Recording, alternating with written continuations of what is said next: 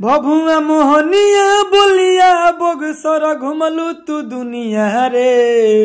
अरे यारा के लइका उतरी हस तोरे नाके के नथुनिया रे। अरे छपरा के लइका उतरी हस तोरे नाके के नथुनिया रे। अरे बलिया के लइका उतरी हस तोरे नाके के नथुनिया रे। तो का हाल बा सिंगर भाई लोग, ठीक है? ये जो गाना लिखे हैं ना, हर जिला के ऊपर गाना लिखे हैं। आप जिस जिला के रहने वाले हैं, आरा जिला के जगह पर आप अपना जिला के नाम डालकर इस गाने को गा सकते हैं, रिकॉर्डिंग करवा सकते हैं। बिल्कुल हम दोस्तों ये फ्री में गाना लिखे हैं। तो चलिए न्यू ट्रैक नया अंदाज में सिंगल मैटर लिखे हैं, हम गाना को स्टार्ट कर रहे हैं। पूरा वीडियो को फुल देखिएगा, लेकिन गाना को स्टार्ट करने से पहले दोस्तों आपसे हाथ जोड़ के रिक्वेस्ट है, चैनल पर नए हैं तो सब्सक्राइब कर दीजिए, लाइक कर दीजिए। गाना सुपर डुपर लिखे हैं हर जिला के ऊपर। आप कोई भी जिला के रहने वाले हैं, अपना जिला के नाम डालिए, इस गाने को गाइए। चलिए पहले गाना को स्टार्ट करके सुनाते हैं, उसके बाद में समझाएंगे। स्क्रीन पर देखिए लक्ष्य गोई। चलिए दोस्तों ये मुखड़ा है, हम मुखड़ा को गा रहे हैं। भभुआ मोहनिया बोलिया बगसर घुमलू तू दुनिया रे। भभुआ मोहनिया बोलिया बगसर घुमलू तू दुनिया रे। अरे यारा के लइका उतरी हस तोरे नाके के नथुनिया रे। अरे छपरा के लइका उतरी हस तोरे नाके के नथुनिया रे। अरे बलिया के लइका उतरी हस तोरे नाके के नथुनिया रे। दोस्तों जहां आरा जिला लिखा हुआ है तो आरा जिला के जगह पर आप अपना जिला के नाम डालकर गा सकते हैं। जैसे में रोहतास के लइका उतरी हस तोरे नाके के नथुनिया रे। सासाराम के लइका उतरी हस तोरे नाके के नथुनिया रे। चलिए दोस्तों ये पहिलिका अंतरा है, हम पहिलिका अंतरा को गा रहे हैं। जमुई पटना सिवान से तू बचलू, अभी कवनो जिला में ना तू न चलू। यहाँ तोरो जवानी हलाल हो जाई, कौनो बोली तो गोरी बवाल हो जाई। यूपी बिहार झारखंड जइबे कवनो तू दुनिया रे। अरे यारा के लइका उतरी हस तोरे नाके के नथुनिया रे। अरे बक्सर के लइका उतरी हस तोरे नाके के नथुनिया रे। मोतिहारी के लइका उतरी हस तोरे नाके के नथुनिया रे। चलिए दोस्तों ये दूसरा का अंतरा है, हम दूसरा का अंतरा को गा रहे हैं। सासाराम के तू केला सुन खइल है, सिंहनिया राजा के तेहू नहीं भइल है। अरे जियलू जिंदगी आजादी में, जालू कौना के गोरी तू शादी में। रमेश्वर धड़कन गणेश आल टाफ बजहे हारमोनिया रे। दोस्तों जहां रमेश्वर धड़कन गणेश अल्टाफ लिखा हुआ है तो फाइनली चारों सिंगर भाई ने कमेंट बॉक्स में कमेंट किए थे कि राजा भैया गाना में मेरा नाम डाल दीजिएगा, ठीक है ना। तो देखिए दोस्तों फाइनली रमेश्वर भाई को, धड़कन भाई को, गणेश भाई को, अल्टाफ भाई को गाना में नाम डाल दिए हैं। अगर इसी तरह आप अपना भी गाना में नाम डलवाना चाहते हैं तो सबसे पहले आपको करना क्या पड़ेगा, आप अभी चैनल पर नए हैं तो सब्सक्राइब कर दीजिए, लाइक कर दीजिए, कमेंट बॉक्स में आप अपना नाम लिख दीजिए कि आपका नाम क्या है। कैसे कि अगली वीडियो बनाएंगे तो उस गाने में आपका नाम ले लेंगे, जैसे रमेश्वर धड़कन गणेश अल्टाफ का लिए हैं, इसी तरह आपका भी दोस्तों नाम लेंगे। लेकिन आप चैनल पर नए हैं तो सब्सक्राइब जरूर करिए, तब आपका नाम लेंगे गाना में, ठीक है ना।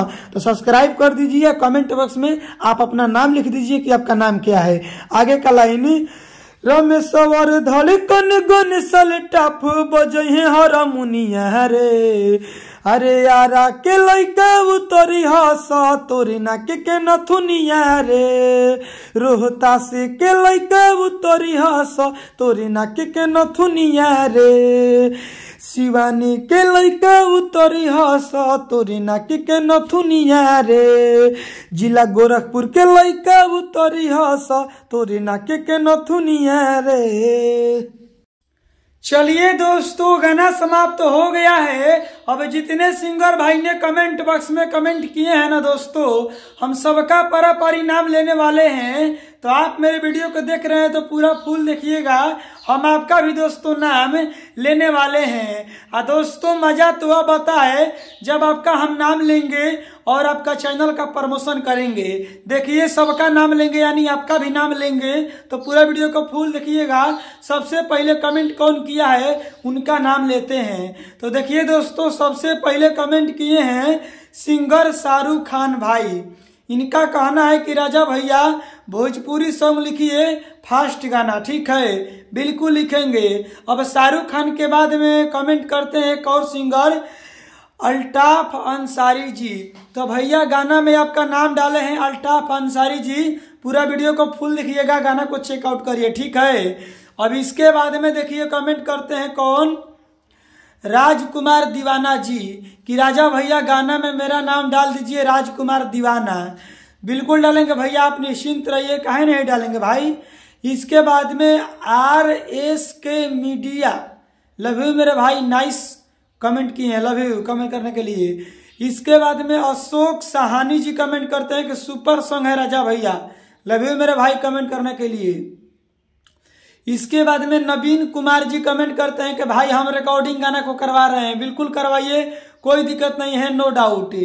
चलिए इसके बाद में कमेंट करते हैं सिंगर मनोज चौहान ऑफिशियल की हेलो राजा भैया हमारा भी गाना में नाम लिख दीजिए मनोज चौहान। बिल्कुल लिखेंगे, काहे नहीं लिखेंगे, सबका नाम लिखेंगे गाना में और सबके लिए हम फ्री में गाना लिखेंगे। इसके बाद में गणेश ब्लॉग जी कमेंट करते हैं कि सैड सॉन्ग में नाम डालिए भैया गणेश सिंह। तो गणेश भैया बताना चाहते हैं इस गाने में आपका नाम है। पूरा वीडियो को फुल देखिए, गाना को चेकआउट करिए। ठीक है, इसके बाद में कमेंट कौन करते हैं, नाम लेते हैं पारापारी विनय बिहारी जी कमेंट करते हैं, विनय बिहारी ऑफिशियल, बहुत अच्छा गाना लिखे हैं राजा भैया, लव यू मेरे भाई। इसके बाद में पवन भाई कमेंट करते हैं गजब सुपर सॉन्ग। इसके बाद में धड़कन जी कमेंट करते हैं, भाई का कमेंट हमेशा आता है। इसके बाद में धड़कन जी बताना चाहते हैं इस गाने में आपका नाम लिए हैं, पूरा वीडियो को फुल देखिए, गाना को चेकआउट करिए। इसके बाद में निषाद जी कमेंट करते हैं, इसके बाद में निषाद भैया कमेंट किए हैं। इसके बाद में बलवंत यादव जी कमेंट किए हैं, जो कि बलवंत यादव सिंगर हैं, इनका भाई गाना गाते हैं, इनके लिए गाना कई को हम लिखे हैं और बोले हैं बहुत सुंदर है भाई, लव यू मेरे भाई कमेंट करने के लिए बलवंत जी। और सिंटू राज मेरा भी गाना में नाम डाल दीजिए भैया। तो सिंटू जी इस गाने में आपका नाम लिए हैं, गाना का पूरा फुल देखिए, गाना को चेकआउट करिए। ठीक है ना। इसके बाद में रमेश्वर जी कमेंट किए हैं, तो रमेश्वर भैया इस गाने में आपका नाम लिए हैं, पूरा वीडियो को फुल देखिए, गाना को चेकआउट कीजिए। ठीक है, इसके बाद में निषाद जी कमेंट करते हैं। चलिए जितने सिंगर भाई ने कमेंट बॉक्स में कमेंट किए हैं दोस्तों, पारापारी सबका नाम ले लिए हैं। अगर आप सिंगर हैं, आप छूट गए हैं, आपका नाम नहीं लिए हैं, तो सबसे पहले आपको करना क्या पड़ेगा कि हम आपका भी नाम लेंगे। सबसे पहले आप चैनल पर नए हैं तो सब्सक्राइब कर दीजिए, लाइक कर दीजिए और कमेंट बॉक्स में आप अपना नाम लिखिए कि आपका नाम क्या है। अगली वीडियो बनाएंगे तो उस गाने में आपका नाम ले लेंगे, जैसे इन भाइयों के नाम लिए हैं। विशेष दोस्तों हम बोलेंगे नहीं। अगर आपको पर्सनल गाना लिखवाना है, इनसे बढ़िया इनसे बेस्ट, तो आपको कहीं जाने के दोस्तों जरूरत है नहीं, क्योंकि स्क्रीन पर देखिए मोबाइल नंबर है, कॉल करके आप हमसे बात करके पर्सनल गाना लिखवा सकते हैं, इनसे बढ़िया इनसे बेस्ट।